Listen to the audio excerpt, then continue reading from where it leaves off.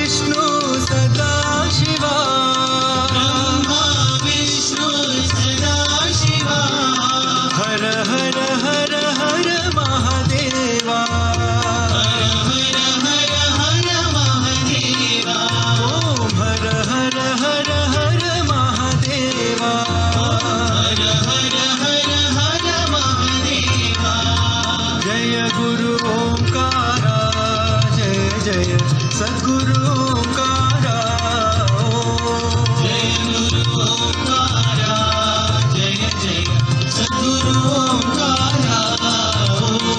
ब्रह्मा विष्णु सदा शिवा, ब्रह्मा विष्णु सदा शिवा, हर हर हर हर महादेवा, हर हर हर हर महादेवा, ओम हर हर हर हर महादेवा, हर हर हर हर महादेवा। जय गुरु ओंकारा, जय जय सद्गुरु ओंकारा।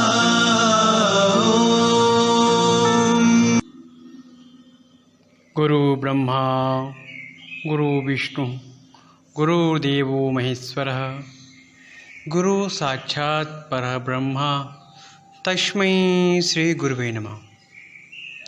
मन के द्वार प्रवचन सीरीज का ये 34वां ऑडियो है और आज के प्रवचन का विषय है अहोभाव।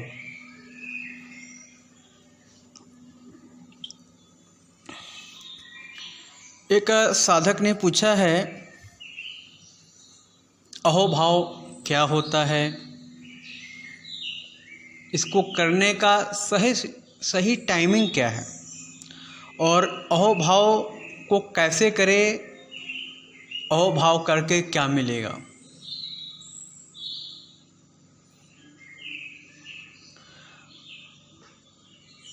देखिए, क्या मिलेगा और क्या नहीं मिलेगा। जो अहोभाव करता है उसे मिलने न मिलने की कोई सवाल ही नहीं है।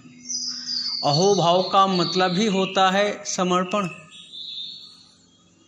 जो ऑलरेडी मिल चुका है उसके लिए आप धन्यवाद कर रहे हैं, शाब्दिक अर्थों में धन्यवाद समझिए। और अहोभाव का कोई सही टाइमिंग नहीं है कि कब अहोभाव आपको करना है। वैसे आप जब मन शांत हो तब अहोभाव करना सबसे बेहतर होता है। रात्रि का एकदम निशा वेला अहोभाव के लिए सबसे उत्तम है। प्रातःकालीन का ब्रह्म मुहूर्त सबसे उत्तम है। और अहोभाव के लिए 24 घंटे कभी भी जब अहोभाव की दशा घटित होने लगती है तो अपने आप ही आपकी बॉडी समर्पण के लिए झुक जाती है। सबसे नंबर 1, अहोभाव करके क्या मिलेगा ये तो भूल जाओ। अहोभाव का मतलब ही है जो मिल चुका है उसके लिए आप धन्यवाद कर रहे हो। पाने की इच्छा खत्म हो जाती है। अहोभाव का क्या मतलब ही क्या। अहोभाव का बस इतना ही मतलब है मेरे भाई कि जो मिल चुका है बस धन्यवाद करना है आप। अहोभाव कोई पूजा नहीं है, कोई घंटी बजाने की क्रिया नहीं है कि शंख लगाओगे, पंडित बुलाओगे, अहोभाव के लिए वेद मंत्र का पाठ कराओगे तो अहोभाव सरल, बहुत ही सूक्ष्म और बहुत ही सरल क्रिया है। इस नेचर के प्रति अपना समर्पण, अपना भाव व्यक्त करना। चिड़िया बोल रही है, अहोभाव एक दशा है। जब उस दशा में आप ध्यान और शुभ कर्मों के माध्यम से लंबे अभ्यास के बाद जब चले जाते हो तो अहोभाव कब करें, क्या मिलेगा, कैसे करें, ये कहना नहीं होगा आपको।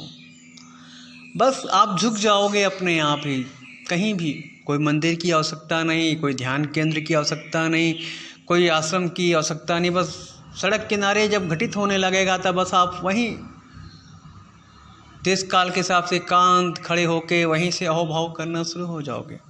बॉडी से तरंग जागृत होने लगेगी और तरंग इतनी प्रबल कि आसपास के परिवेश के आसपास के लोगों को भी वो तरंग महसूस होती है।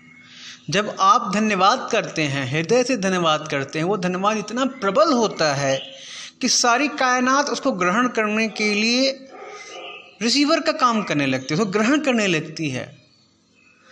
एग्जाम्पल के लिए अगर आप किसी को गाली दीजिएगा तो गाली सुनने वाला भी तो कोई होगा ना। बंद कमरे में बैठ के गाली तो एक जिब्रिस हो जाएगी ना, एक बकबकाना हो जाएगा ना। तो आप जो भी कर्म करते हैं तो उसको लेने वाला भी कोई न कोई होता है। और अहोभाव की घटना जब आप पूर्ण रूप से फलीभूत हो जाते हो, जैसे कलश पूर्ण रूप से जल से भर जाता है, तो जल डालने के बाद जल ऊपर से आता है, वो अंदर नहीं जा सकता है, जल ऊपर से आता है, बार बार ऊपर से आता है। बस वही घटना है अहोभाव। अब अंदर नहीं समा रहा है, परमात्मा का दिया उसको समर्पित, तन समर्पित, मन समर्पित, पूरा ये जीवन समर्पित, सब कुछ उस परमात्मा का है जो समर्पण के लिए झुक जाओ। हर जीव में, हर व्यक्ति में, चींटी से लेके हाथी तक जो भी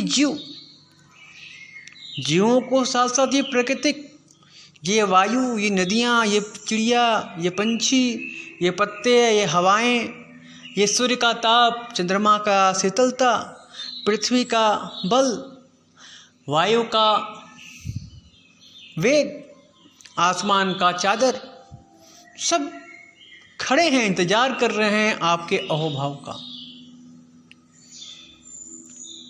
सब इंतजार कर रहे हैं आपके अहोभाव की दशा का। बस आप अपने महसूस करिए, उस भरेपन को महसूस करिए, उस भरेपन को महसूस करिए कि जो आनंद का सागर अंदर है वो बाहर आने के लिए तैयार है। जब आपने अहोभाव को जानने की इच्छा की, तब से ही अंदर की वो घटना शुरू हो गई। हम उसी चीज़ को जानना चाहते हैं जो हम करना चाहते हैं, और उसी चीज़ को हम करते हैं जो परमात्मा ने पूर्व से निर्धारित कर रखा है। तो ये अहोभाव के बारे में आपने जिज्ञासा ज्ञात की, जानने की इच्छा चाही, इतने मात्र से अहोभाव का घड़ा बनना शुरू हो गया कहीं अंदर।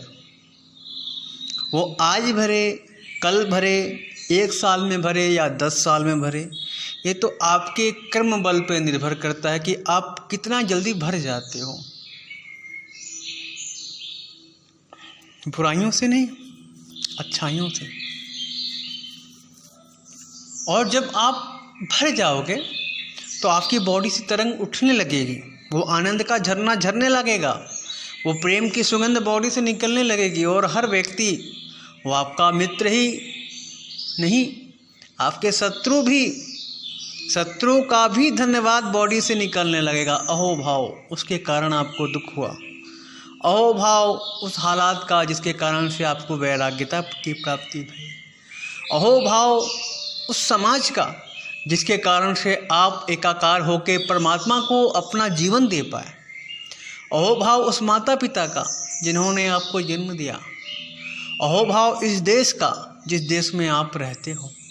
अहोभाव इस पृथ्वी का इतने दिनों से आपको वो सहती आई, करती गई, भार को ग्रहण कर रही है, इस बात का अहोभाव। जीवन में एक एक घटना, जीवन की एक एक घटना, एक एक पल अहोभाव के लिए सदैव तत्पर हैं, लालायित हैं। जल्द से जल्द एक एक जीव अहोभाव से परिपूर्ण हो जाए। और जब अहोभाव की दशा बॉडी पे घटित होने लगेगी तो कहीं जाने की आवश्यकता नहीं, मंदिर, मस्जिद, गुरुद्वारा, चर्च, कहीं जाने की ज़रूरत नहीं। बस जब घाव की दशा शरीर पे घटित होने लगती है तो उस समय से वो तरंग उठने लगती है। वो तरंग परमात्मा को धन्यवाद होता है, उसके लिए हाथ भी नहीं जोड़ना होता है, बस आंखें बंद हो जाती है। कुछ पल के लिए आप जहाँ हो वहीं पे एकाकार हो जाते हो। उस समय आप नहीं रह जाते हो, आपका शरीर नहीं रह जाता है, वो अहोभाव का केंद्र हो जाता है। और वो अहोभाव, वो धन्यवाद, वो प्रेम, वो शुद्ध रूप से प्रार्थना हो जाती, जिसके लिए किसी मंत्र, किसी टाइम और किसी स्थान की ज़रूरत नहीं है। जहाँ हो वही आपका वो स्थान ही तत्क्षण ऊर्जा का केंद्र में परिवर्तित हो जाता है। वहाँ से निकलने वाली ऊर्जा आसपास के परिवेश को शुद्ध कर देती है। जैसे आपके मंदिर में बैठ के प्रार्थना करने वाले लोग को बोलते हैं ना, मंदिर के स्थान शुद्ध है, वैसे ही जिस समय आप अहोभाव से परिपूर्ण हो जाइएगा, अहोभाव से लद जाइएगा, उस समय वो स्थान जहाँ जहाँ आपने अहोभाव प्रकट की परमात्मा और सृष्टि के प्रति, वो स्थान ऊर्जा का केंद्र हो जाएगा और आपकी दी भई धन्यवाद परमात्मा स्वीकार करने के लिए वहाँ तक आएगा जहाँ से आपने दिया है। तो आप अहोभाव के लिए समय नहीं खोजिए, अहोभाव के लिए बस अपनी आपकी शुद्धि करिए, आत्मशुद्धि करिए, कर्म शुद्धि करिए, अपने वचनों की शुद्धि करिए, अपने जीवन की शुद्धि करिए। जानिए कि आप क्या क्या कर रहे हो, कैसे कैसे कर रहे हो और क्यों कर रहे हो। ऐसे तो आदमी, हर व्यक्ति अपने कर्म कर रहा है, किसी को अर्थ चाहिए, किसी को धर्म चाहिए, किसी को काम चाहिए, किसी को मोक्ष चाहिए। ये सब क्या है? ये सब लालच है। चाहिए क्यों चाहिए और क्यों मांग रहे हो? जो है वो काफ़ी है, इनफ से भी इनफ है। एक बार देखो तो अंदर कितना भर गया है, लपालप हो गया है। अब उसे छोड़ दो, कलश का ढक्कन हटाओ, नहीं तो और मांग मांग के डालने से अंदर जो सामान भरी होती है वो टूट रही है। आपकी आत्मा बोझिल हो रही है, एक दिन वो बिखर जाएगी और जो अंदर का सामान है वो सड़ जाएगा। इसलिए अब ढक्कन हटा दीजिए। अब समय आ गया है मांग के भरने का नहीं, छोड़ देने के लिए। जो अंदर है वो संपूर्ण सृष्टि में छोड़ देने के लिए सही है, वक्त आ गया है, शुभ वक्त आ गया है कि अब आप जो आपके भीतर है वो समर्पित करना, हर चीज़ के लिए धन्यवाद करना। चिड़िया की आवाज़ सुना उसके लिए भी धन्यवाद, गाड़ियों की चहचहाट शोर शराबा सुना उसके लिए भी धन्यवाद, आपको ताप लग रही है उसके लिए भी धन्यवाद, आपको भूख लग रही है उसके लिए भी धन्यवाद, आपको पीड़ा हो रही है, कष्ट हो रही है, खुशी हो रही है, हर चीज़ के लिए धन्यवाद। जिसके जरिए जो चीज़ मिल रहा है उसको धन्यवाद तत्क्षण करते रहिए। एक दिन नहीं, निरंतर करते रहिए। कम से कम 17 दिन तो करिए ही करिए। आपको जानना है कि अभाव क्या होता है। तो 17 दिन तक सुबह से उठ के रात के सोने तक कष्ट मिले तो भी धन्यवाद, सुख मिले तो भी धन्यवाद, जिससे मिले उसी को धन्यवाद। कुछ नहीं मिल रहा है, अकेले बैठे हो तो भी धन्यवाद कि मैं अकेला बैठा हुआ हूँ। इस क्रिया को जीवन में उतारिए, 17 दिनों तक लगातार करिए, फिर एक सिस्टम बनना शुरू हो जाएगा अहोभाव का कहीं अंदर, और फिर धन्यवाद करते रहिए। देखिए कि उसके बाद 17 दिन के बाद 18वां दिन आपके जीवन में कैसा घटित होता है। और वो 17 दिन की जो क्रिया होगी, 18वें दिन जो फिर आप उस क्रिया को देखने के लिए नहीं रहोगे, आप रूपांतरित हो चुके होंगे। परंतु उससे पूर्व जानिए कि लालचवश थैंक यू नहीं बोलना है। अहोभाव कहने की चीज़ नहीं है, वो मन की क्रिया है। वो मन की क्रिया है जब भाव से, हृदय से घटित होती है। तो अहोभाव में क्या पाया इसकी कामना नहीं, जो पाया वो इनफ है, इसका धन्यवाद देने का विधि है अहोभाव। और अहोभाव क्या है उसके लिए एक छोटी प्रोसीजर है, उसको आपको फॉलो करनी होगी। और जितना लंबे समय तक अहोभाव की दशा में रहोगे उतना जीवन धन्य होगा और अपने आप को जान पाओगे हर चीज़ के प्रति। अपने माता पिता के साथ, अभी आपके माता पिता, समाज ने कहा है कि आपके माता पिता हैं इसलिए माता पिता के साथ हो, हृदय से नहीं जान पाए। आप बहुत करोगे तो बोलोगे डीएनए टेस्ट कराएंगे माता पिता के, हम हैं उनकी संतान है। क्या हृदय कहाँ है आपका? हम जो भी कर्म करते हैं कहीं न कहीं सामाजिक दबाव के कारण करते हैं। यहाँ तक माता पिता का जो रिश्ता है संतान के साथ, समाज ने कहा आप बचपन से उनके साथ रहे इसलिए वो उनको अपने माता पिता मान लिया। अच्छा, तो जानवर भी मालिक के साथ रहता है, वो भी उनका हो जाता है, उसी तरह संतान भी उनका हो जाता है। कोई अहोभाव का उसमें लिंकअप नहीं है। और कुछ सालों के लिए संतान को माता पिता से दूर कर दिया जाए तो धीरे धीरे संतान का ममत्व अपने माता पिता से कम हो जाता है। इसके लिए एग्जाम्पल के लिए जो स्त्रियां शादी करके अपने ससुराल को जाती हैं, 1 साल 2 साल 3 साल तक ममत्व मायके से लगा रहता है और धीरे धीरे जब ये समय पीरियड पति के साथ बीतने लगता है, वहाँ खुशहाल जीवन मिलने लगता है, उनकी खुद की संतानें होने लगती है, तो धीरे धीरे अपने माता पिता से उनका मोह छूट जाता है। ये तो सामाजिक है, अपने आसपास के परिवेश में आप देख सकते हो, अपने घर परिवार में देख सकते हो। तो उसी प्रकार से किसी पुरुष हो या स्त्री हो 10-20 साल के लिए उनके माता पिता से दूर कर दिया जाए तो माता पिता का ममत्व तो खत्म हो जाता है। बस वो माता पिता सामाजिक दृष्टिकोण से माता पिता रह जाते हैं, उनसे उनके अंदर से लगाव कम हो जाता है।